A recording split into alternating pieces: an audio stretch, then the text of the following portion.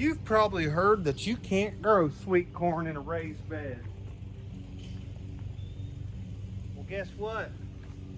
That's a lie.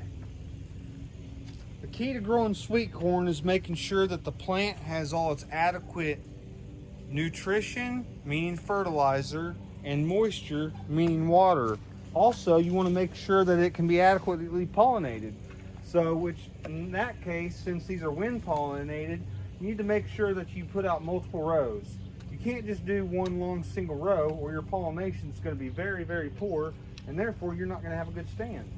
But in this raised bed, I've already completed one planting of about 7 rows of sweet corn, and here we're going to get ready to plant a few more, succession style. So what I've done is I've went ahead and raked our area smooth, took care of some of the weeds, and I'm going to make a little furrow with this little triangle hoe.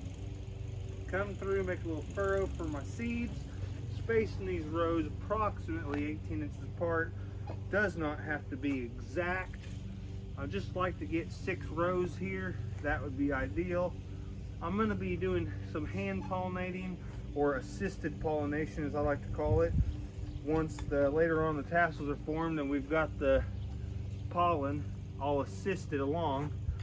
But 6 rows will give me a real nice stand. Scoop this out of the way here.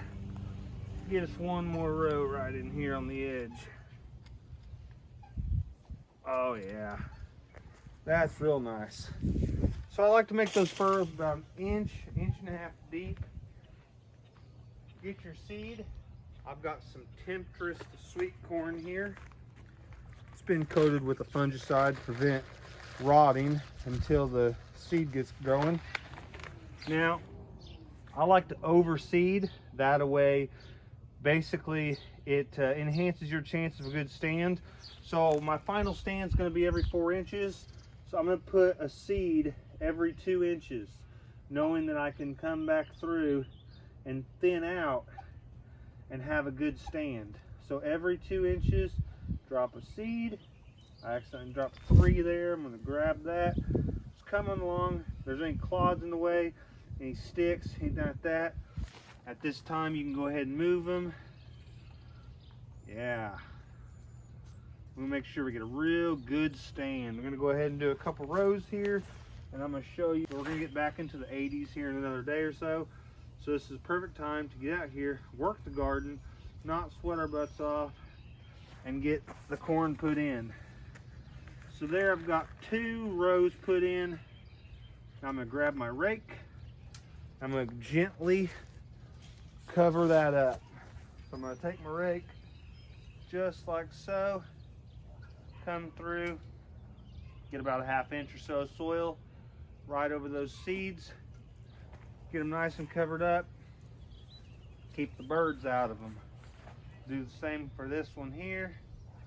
Doesn't have to be exact. There we go.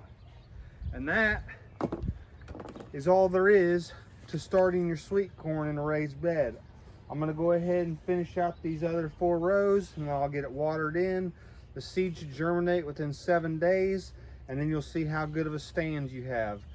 After that point, when everything's germinated, if you have a few holes or misses, as I like to call them, come through, take your seed, poke a little hole where your skips are at, throw a couple seeds in there, and those late starts, they will catch up to the others, so you don't need to worry about that.